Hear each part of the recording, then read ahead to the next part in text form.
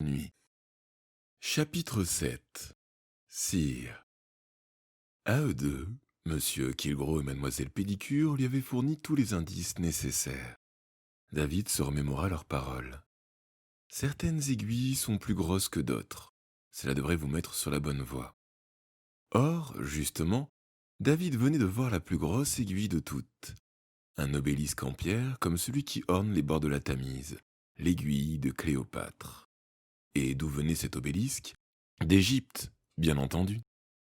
Mademoiselle Pédicure avait apporté une précision supplémentaire. Elle a été prise à ma momie, et non à ma mamie, comme il l'avait d'abord compris.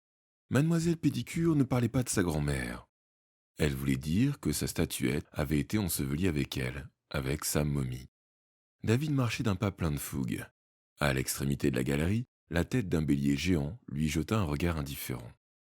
Il gravit un escalier 4 à 4 et fonça vers la section égyptienne avec plus d'enthousiasme qu'un quart entier de professeurs. La statuette devait forcément se trouver par là. Comment avait-il pu perdre autant de temps? La première salle regorgeait de sarcophages, ces boîtes en bois qui renferment les momies. Une douzaine d'entre elles étaient brillamment colorées et, curieusement, très gaies, comme si les Égyptiens avaient voulu emballer leurs morts dans du papier cadeau. D'autres boîtes étaient ouvertes, exposant au regard des formes voûtées, effripées, enveloppées de bandelettes sales et grises. C'était bizarre de penser que Mademoiselle Pédicure avait jadis ressemblé à ça. Quoique, les jours de pluie et de mauvaise humeur, la ressemblance était assez frappante. David se précipita dans la salle suivante. Logiquement, ce qu'il cherchait devait être exposé à part, dans une vitrine. Mais de combien de temps disposait-il? Des centaines d'objets l'entouraient. Son regard survola des poupées, des jouets, des chats et des serpents momifiés, des jarres, des coupes, des bijoux. Là, il avait trouvé. Juste devant lui, une figurine bleue d'environ 10 centimètres, reposait entre 6 autres statuettes allongées sur le dos, comme pour un bain de soleil. David posa la main sur la vitre et contempla attentivement la petite poupée, avec ses cheveux noirs, son visage étroit et sa taille effilée. Pas de doute, c'était Mademoiselle Pédicure. L'étiquette indiquait poupée émaillée. 18e dynastie, 1450 avant Jésus-Christ. Incroyable! Le professeur d'anglais et d'histoire avait à peine changé en plus de 3000 ans. En fait, elle existait avant même l'invention de l'anglais et de l'histoire. Soudain, au bout de la galerie, quelqu'un toussa. David se figea. Mais ce n'était qu'un gardien en marche vers une salle de service de la fin du XXe siècle pour se faire une tasse de thé. David consulta sa montre. Un peu plus de 11 heures. Il disposait de plus de temps qu'il ne croyait. Il sortit à nouveau l'épingle à cheveux et l'inséra doucement dans la serrure de la vitrine, cherchant la gâche. Quelques secondes plus tard, un petit déclic vint récompenser son habileté, et la vitre s'ouvrit. Avançant la main avec précaution, David saisit la statuette. Il avait réussi. Le Graal maudit était à lui. 11h30. David sortit de la station de métro de Baker Street par l'escalator et déboucha dans la rue. Cette fois, il n'avait pas réussi à trouver de taxi. Il n'y avait pas de chemin plus court pour rejoindre la cabine téléphonique de Regent's Park. En descendant Marylebone Road, puis en coupant à gauche par le musée de cire Madame Tussaud, il y serait en 5 minutes. La statuette était à l'abri dans sa poche, et il avait largement le temps. Un vent glacé soufflait, abattant sur la rue une pluie fine. En passant devant le planétarium, David songea à Vincent. Où était-il? Probablement dans le British Museum, errant à la recherche de la statuette, angoissé de sentir le temps filer. Même s'il découvrait l'énigme et la vitrine, pour lui, c'était trop tard. Dommage, mais le meilleur avait gagné. Il n'y avait personne devant le planétarium. Même Marylebone Road, habituellement embouteillée, était presque déserte. Une moto roula dans une flaque d'eau et faillit éclabousser David. De l'autre côté de la rue, un autobus vide grilla un feu orange et tourna en direction de West End. David commença à longer le célèbre musée de cire. Son père l'y avait amené une fois, mais la visite avait tourné court. Ça manque de banquiers ici, s'était exclamé M. Elliott. Et il était ressorti sans même jeter un coup d'œil au spectacle laser ou à la chambre des horreurs. À cette heure tardive, le long bâtiment sans fenêtre était vide et silencieux, et le trottoir, envahi dans la journée par les touristes et les marchands de glace, luisait paisiblement sous la clarté des réverbères. Le vent froid mordait le cou dénudé de David. Derrière lui, Il entendit un craquement, du bois qui vole en éclats. Inconsciemment, il accéléra le pas. La rue se prolongeait jusqu'au carrefour, en face d'une église. Sur la gauche s'étendait Regent's Park. David l'apercevait, au-delà des réverbères, à la lisière des ténèbres. Au moment où il allait s'engager dans cette direction, quelque chose attira son attention, à une centaine de mètres derrière lui, du côté du musée de cire qu'il venait de dépasser. Un instant plus tôt, le trottoir était désert. Maintenant, on distinguait une silhouette solitaire, titubante, sans doute un homme ivre. David scruta la rue en plissant les yeux. L'homme portait une sorte d'uniforme et des bottes, mais il était trop loin pour que David pût le distinguer avec netteté. Il décrivait les petits cercles, les bras écartés, les jambes raides. On aurait dit qu'il apprenait à marcher et à se tenir en équilibre. David tourna au coin de la rue, faussant compagnie à l'ivrogne, en espérant que ce fût bien un ivrogne. Sans savoir pourquoi, il commençait à se sentir mal à l'aise. Pourtant, la statuette était dans sa poche, le British Museum loin derrière, et dans quelques minutes, il serait de retour à Groucham Grange. Alors, pourquoi s'inquiéter d'une lubie d'agent de police ou du veilleur de nuit, pris d'une subite envie de danser devant le musée de cire? Une avenue, puis un pont en dos d'âne, et soudain, David se retrouva hors de la ville. Regent's Park, obscur et désert, l'enveloppait, étouffant les derniers bruits de la circulation, le rejetant brutalement dans le passé. Le parc était en effet plus ancien que la cité qui l'entourait, dernier vestige d'une époque où Londres n'était que bois et champs. Regent's Park résistait toujours à la pénétration du XXe siècle. David aurait pu aussi bien se croire dans l'Angleterre victorienne à la fin du XIXe. Aucune voiture dans les allées couvertes d'un goudron rouge. Quant aux réverbères en fer forgé, ils étaient sans doute alimentés au gaz. Quelque part dans la nuit, un chien hurla. David n'aurait pas été étonné d'entendre le cliquetis d'un fiacre tiré par les chevaux. Du calme. Le son de sa propre voix le rassura. De nouveau, il regarda sa montre. Minuit moins le quart. Il avait largement le temps. Comment avait-il pu se laisser perturber par un ivrogne? David sourit et jeta un coup d'œil en arrière. Le sourire mourut sur ses lèvres. L'ivrogne l'avait suivi dans le parc. Il s'était arrêté sur le pont en dos d'âne dans la lumière d'un réverbère. Il se tenait bien droit, regard à vous, et son regard brillait. David distinguait chaque détail de sa tenue. Les bottes brunes, le ceinturon, le baudrier qui lui barrait la poitrine, et une sorte de costume brun dont le pantalon bouffait sur les cuisses. David l'identifia aussitôt, avant même d'avoir vu la croix gammée, noire, sur le brassard rouge et blanc. Comment ne pas reconnaître la mèche noire qui tombait sur le front pâle, et bien sûr la célèbre moustache, Adolf Hitler, ou plus exactement la réplique en cire d'Adolf Hitler. David se rappela la sensation de froid qu'il avait éprouvée en sortant du métro. L'air se refroidissait toujours quand on pratiquait la magie noire. Plus noir était le maléfice, plus mordant était le froid. Pourtant, David ne s'était pas méfié. Quant au craquement qu'il avait entendu, c'était sans doute la porte que la figure de cire avait enfoncée pour sortir du musée. Qui était l'auteur de ce sortilège? Vincent, bien sûr. L'estomac noué, la bouche sèche, David observa l'Hitler de cire. Il recula et se heurta à la clôture. Une pensée atroce le saisit. Hitler était le premier. Combien d'autres allaient suivre? La réponse arriva une seconde plus tard, tandis que Hitler reprenait sa marche inexorable, propulsant ses jambes en avant en angle droit. Deux autres figures de cire surgirent derrière lui, en haut du pont. Mais David n'attendit pas de les voir de plus près pour savoir qui ils étaient. Trois mots résonnaient dans sa tête. Chambre des horreurs. David essaya de se rappeler quel personnage était exposé dans cette section très particulière du musée de Madame Tussaud.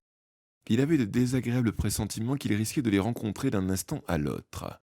David se mit à courir, mais aussitôt, il se rendit compte avec quel soin le piège avait été préparé. Trois autres personnages de cire, sans doute entrés dans le parc d'un autre côté, le prenaient déjà à revers. L'un d'eux portait une chemise de nuit blanc sale, des galoches noires, et il tenait quelque chose dans ses mains. David comprit subitement. L'homme était une victime de la Révolution française de la guillotine. Ce qu'il portait, c'était sa tête. Derrière lui venaient deux prisonniers, Landru, le célèbre tueur de femmes au crâne chauve et à la barbe noire, et son compagnon, Gilles de Ré, le sanguinaire maréchal de France. David n'attendit pas de leur être présenté. Tout près, sur sa droite, il y avait un portail qui n'était pas verrouillé. David le franchit en courant et s'enfonça dans la partie centrale du parc. Là, s'étendait une vaste pelouse aux contours irréguliers, coincée entre des cours de tennis et un étang à l'eau stagnante, assez peu engageant. David fila vers les bosquets qui parsemaient la pelouse. Par chance, la nuit était profonde, opaque, mais à l'instant même où il se jetait derrière le premier arbre, plaquant ses mains contre l'écorce rugueuse, les nuages s'écartèrent et une énorme lune blanche trouait la nuit comme un projecteur. Faisait-elle aussi partie du sortilège? Vincent maîtrisait-il les éléments? Sous son faisceau blafard, le paysage s'était transformé. Il semblait sorti d'un cauchemar, le cauchemar d'un fou, noir, blanc et gris. L'Hitler de Cire avait déjà atteint le portail, suivi des 2 assassins. Seul le guillotiné de la Révolution française était resté en arrière. Peut-être avait-il trébuché sur une racine, sa tête lui avait échappé des mains, et elle avait beau crier « Par ici, par ici !» le corps n'arrivait pas à la retrouver. C'était bien le seul dont David n'avait rien à craindre. Une demi-douzaine d'autres figures de cire s'étaient déployées et fouillaient les bosquets. Certaines étaient plus horribles que d'autres. Il y avait la Gary Gilmore, l'Américain condamné à mort, mince dans son pantalon blanc, qui tenait encore devant son cœur la cible blanche sur laquelle avait tiré le peloton d'exécution. Juste derrière lui venait une femme en robe victorienne, atrocement poignardée. De sa plaie béante en pleine poitrine s'échappait un flot de sang. Du sang de cire, se répétait David pour se rassurer. Dans son dos, il entendit alors un effrayant gargouillement. Une troisième figure de cire, victime d'une noyade, était en train d'émerger de l'étang. Il était cerné. Il s'agrippa à l'arbre comme s'il espérait se fondre dedans. D'une seconde à l'autre, il serait débusqué. « Le voilà, Ron !» cria quelqu'un. 2 nouveaux personnages venaient de rejoindre les autres. Cette fois, David les reconnut immédiatement, car il les avait vus au cinéma.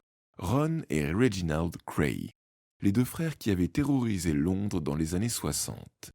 Sans doute avaient-ils été remisés dans un grenier du musée, car leur costume était poussiéreux et la tête de Ron était posée à l'envers sur les épaules. Ayant aperçu David, il fonçait droit sur lui. « Coupe-lui la route, Reg !»« Ce qui est sûr, c'est que je vais lui couper quelque chose, Ron !» répondit le Reginald en cire en brandissant un objet. Il pressa un bouton sur l'objet en question.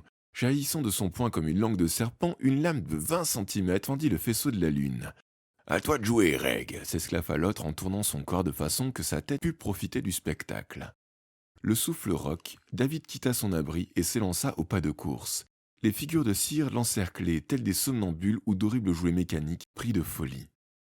Il se sentait horriblement vulnérable dans la clarté de la lune et pourtant, il devait leur échapper absolument. Où était la cabine téléphonique? Après un rapide calcul, il bifurqua dans ce qu'il espérait être la bonne direction. Mais une silhouette se dressa devant lui et lui barra la route. Vêtu d'un costume gris démodé, le nez chaussé de lunettes rondes, l'homme tendit les mains devant lui, paume ouverte dans un geste apaisant, et dit « Tout va bien. Je suis docteur. »« Docteur » haleta David. « Oui, docteur Petiot. » David lança le poing en avant et frappa l'homme juste sous le nez. Le docteur Petiot poussa un cri et tomba à la renverse, lâchant la seringue hypodermique avec laquelle il s'apprêtait à lui faire une injection.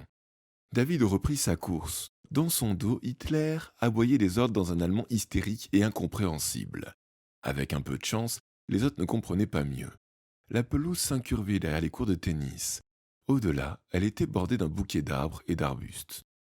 David plongea à couvert, ravi d'échapper au phare blanc de la lune.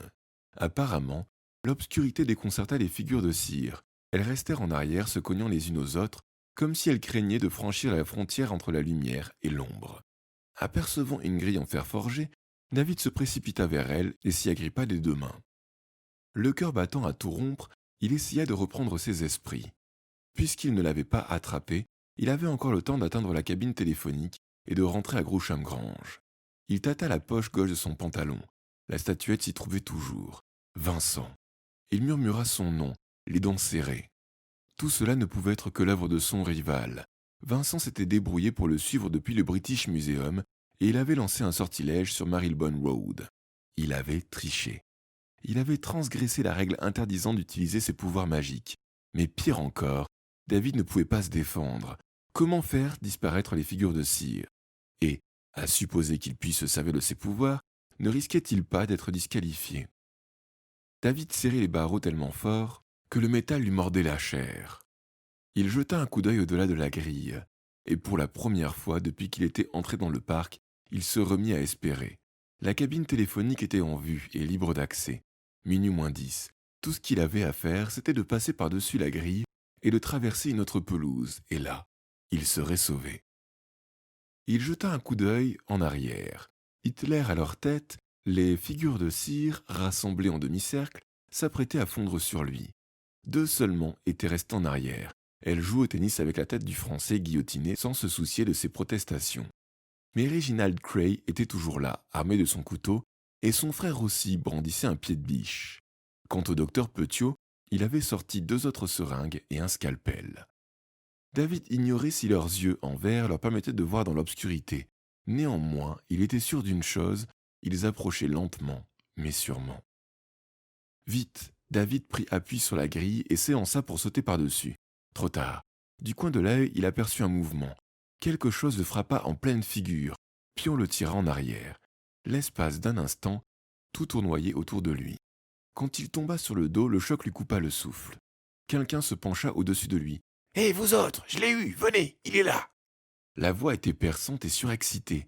Il y eut des bruissements de feuillage, des craquements de brindilles, et une silhouette massive, vêtue de bleu, apparut.